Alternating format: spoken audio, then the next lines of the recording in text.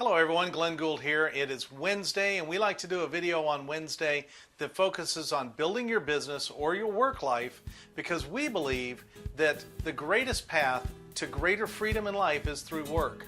And so today we're going to focus on chambers of commerce and how you can get great value out of being a member of your local chamber of commerce.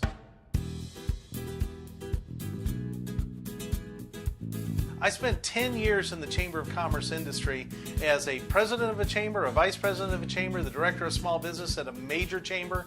And so I've got a little bit of experience in this world, and I can tell you that this opportunity in chambers of commerce is there for you if you just follow the right path. And today I hope what we'll do is give you a great start. Now there's lots more information that you need to know, but a good foundation can be found in these 10 tips that I'll give you today. This week, chamber executives and chamber staff people from across the country and even around the world are meeting in Savannah, Georgia, and they're meeting to learn how to better serve you in the months and years ahead. Now, they are interested in helping you grow your business. That's what they're all about. And if you follow these 10 tips, you'll be able to help them help you to greater success. So let's get started. First of all, the number one tip I can tell anybody, and by the way, if you want to have this in a PDF form, I'll put a link down below in the description. You can download this little form. You can make it into a little booklet like I did, or you can just look at it on your computer. But the number one first tip that you're going to want to make sure you do is to meet the staff at the Chamber of Commerce. Now, this is really, really important because they can't help you if they don't know you. And so you not only want to meet them and let them know what you do, but you want to make sure that you meet them and know what they do as well.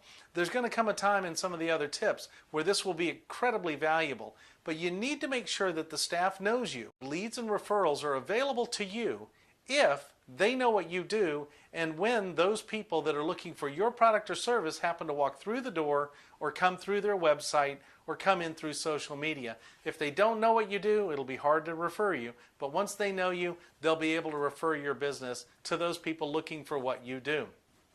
The second thing you want to do is you want to make sure you check the chamber calendar. Now you've joined the chamber and now you want to check the calendar and find out what's going on. And you want to do this on a regular basis. In the beginning, you want to do it every week. Just check the calendar and find out what types of events are going on. I recommend in the beginning that you attend one of everything and get a lay of the land. You don't have to do that all in the first month. You can do it over the period of 6 months if you want to, but kind of get a lay of the land as to who comes to what types of events. This will help you in meeting the people you want to meet. We'll talk about that again in a little bit further. You'll learn a lot about what the chamber has to offer just by looking at the calendar alone. Now you'll probably also get on their email list, and sometimes it'll seem overwhelming. You'll get a lot more email than you need. But the fact is in the beginning for sure, make sure that you look at all of it and get a good feel for what's going on. The third thing you're going to want to do is you're going to want to choose some events and you're going to want to attend those regularly. Once you've gone to certain events and you've found the ones where the people that you want to meet are attending, you want to put those on your calendar and you don't want to miss them. I remember when I was a chamber person, a lot of times people would come to me and say, I'm just not going to go to this anymore. The same people come over and over. And I said, that's great. That's what you want to have happen. Because see, the idea is to get to know, like, and trust people at a chamber and get them to know, like, and trust you. One of the first avenues to getting to be known, liked, and trusted is to be consistent. And being consistent means attending the same events that are happening with the same types of people. There'll be new people that come in and there'll be people that will leave, but there'll always be that core group of people. That is a great source for networking partners and referral partners if you just have the persistence to become known, liked, and trusted by attending regularly. So make sure you do that. Number 4, you want to ask questions. And when I say ask questions, you want to ask questions about what's going on in the chamber, you want to ask questions about how to get involved in the chamber, and you want to ask questions of the people you meet. And there's a lot of great questions you're going to want to ask. As a matter of fact, some of those great questions are in a book that we wrote called 101 Networking Nuggets. I'll put a link to that down in the description where you can download it for free. It's at 101networkingnuggets.com. If you're interested, just go on there, sign up. You can download the book for free. Great networking tips and a lot of great ideas on asking the right questions to get the people that you're looking for. Number 5, you need to have a networking plan. Now, this kind of goes back to asking the right questions. It kind of goes back to attending regularly, everything that we've talked about so far. Your networking plan needs to start with a question that I was asked almost 20 years ago when I attended my first chamber meeting. I was completely unprepared for it, and I'm going to share it with you now. And I always like to plug the person who asked the question because she's just such a great contact. So Kathy Lehner, you're a realtor in Venice, Florida, and I want to make sure that people seek you out if they're looking for real estate in Venice. She's a great contact, Kathy Lehner, Lehner. But Kathy, when I attended my first chamber meeting, walked up to me and she said, "Who do you need to meet?" And I had no idea. I hadn't thought about it. And the fact is that before you start attending these meetings, you want to know, who are you hoping to meet? What type of person? If you can't identify the actual people, the CEO of this company or the marketing director of that company or this person that's in this type of small business, you need to identify the types of people that you're looking to meet. So if you don't identify the exact CEO, maybe you're looking to meet CEOs. Or if you don't identify the exact marketing manager, you're looking to meet marketing managers. Or if you don't find the exact small business owner, maybe you're looking for business owners in this type of industry. You want to make sure you have a narrow focus on who you're trying to meet, because people will ask you in a number of different ways, who do you need to meet? They may not come out and ask that question, but they will ask that question, and you're going to be much more successful networking when you know who you're looking to meet. So make sure you spend some time thinking about, if everything worked out perfectly, who would I want to meet at these events? Who would I want to connect with? Who are the ideal networking partners for me? Who are ideal referral partners for me? One of the things you might think about is, are there people who are calling on people that I need to call on that are in a different industry, and perhaps they have access to those people? Great questions to ask. Make sure that you have a networking plan, and you'll be very successful. You need to have one-on-one meetings with the people you meet. And this is just essential. You know, attending regularly will give you the ability to meet people and be known, liked, and trusted. But when you really start to do business together, that's when you really know somebody. And so you're going to want to spend some time meeting with people one-on-one. Perhaps ask somebody that you meet if they have a few minutes before or after the meeting, if you see the list of people that are coming before, if you don't, when you meet them there afterwards. Or what we recommend is that you say, hey, would you like to have a cup of coffee at Starbucks or another facility, and just sit down and get to know each other and find out if there is a match here. You can save yourself and the other person a lot of time if you get to know them first and then talk about how you can do business together. But it's a great way to do that, having one-on-one meetings. Make sure you do that. The next one is to make sure that you give the first referral.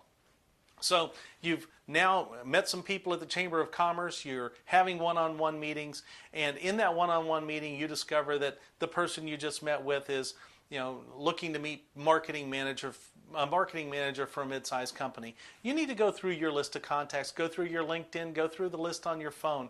Find somebody that you can introduce them to that's valuable to them, and make sure that you give that first referral. This gets the ball rolling and gets it to where they understand that you're not just a taker, that you're also a giver. So giving that first referral will help set the stage for a very successful relationship going forward. Number 8 is follow up. This is really important. This is really where people find out what you're really made of. And following up happens so infrequently that now it looks like you're really above and beyond the rest. When you get a referral, make sure that you follow up with that referral, but also make sure that you go back to the person that gave it and let them know where the conversation has gone, what the stage of the conversation is. Sometimes they give you a referral, you follow up, you don't get any response, but if you follow back up with the person who gave you the referral, they can push it forward and get you that first meeting that turns into a great relationship for business. So make sure you follow up, and then also make sure that you keep the person who gave you that referral in the loop. And then finally, as far as follow-up goes, it's always appropriate to send a thank you or a thank you email, a thank you card to those people you meet with. One thing you don't want to do is you don't want to send a blanket thank you to everybody that attended the meeting, whether you met them or not. We see a lot of that. It really is disingenuous, and it's obvious. So make sure you don't do that, but those people that you do have meaningful meetings with, make sure that you follow up with them and follow up with them with a thank you of a card or an email at least. Number 9, you want to volunteer. And in the beginning, the easiest way to do that is you'll be asked to volunteer for all sorts of things. Don't jump in immediately. Don't jump in and volunteer on this committee or that committee. You're not prepared. You don't understand what's going on in the chamber. You don't understand how to make the right connections for yourself and for other people by volunteering. So in the beginning, volunteer in a very subtle way. You can offer to help set up chairs, or get there a little bit early and help greet people, or maybe stay late and help clean up. Do little things where you're volunteering. Help pass out brochures or information, or maybe turn the lights on and off when the PowerPoint presentations are being done. Do the little things that show that you're willing to volunteer. And then as you start to get to know the chamber and the people in the chamber very well, you can find that place where volunteering on a little more broad scale will bring you great value. One of the things that you might want to think about is joining a group that actually is in the process of recruiting new members for the chamber. Now, if you're in sales, this is ideal for you because you get the opportunity to go and talk to people that are being recruited or actually have just been recruited. These are called ambassador programs, diplomat programs. They usually have a requirement of membership for a while before you can join them, but it does give you first access, and it gives you the opportunity to learn what's important about joining the chamber, which is generally what's important about their business, and that gives you the opportunity to then go back and already know what would be important about your business and how you can help them. So good opportunity there. Volunteering is a great way to do that. And then number 10, the final phase of the top 10 things you should do is take a leadership role. When the opportunity comes and you've volunteered, now you have the opportunity to serve in a greater capacity, perhaps as the head of a committee or even serving on the board. Now, this is not something that you do for totally self-serving reasons. If you do, it won't last very long, and you're going to find out that it isn't very rewarding.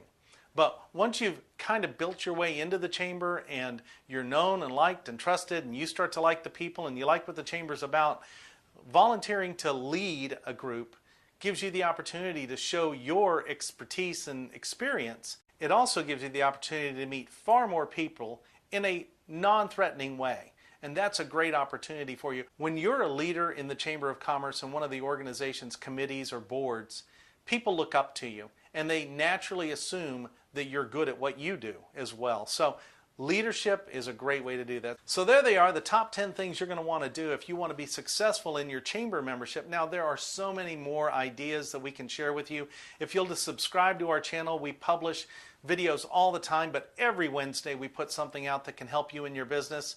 But there's lots of opportunity. And once again, that 101 Networking Nuggets book will help you, 101networkingnuggets.com. It's free. It's a free download. All you have to do is put in your email address and what chamber you are a member of. If you're not a member of a chamber, put no chamber. Finally, what I'd like you to do is put in a comment down below about either what you thought of this video, if you think these are important, or more importantly, some ideas that you have that you can share with the community about how you have been impacted through a Chamber of Commerce or an association, or about how maybe you have used a technique that got you further along, made the membership more profitable or more beneficial to you. Put those comments in the comment section down below. Make sure that you subscribe so that you get the newest content every week, and share and like this video.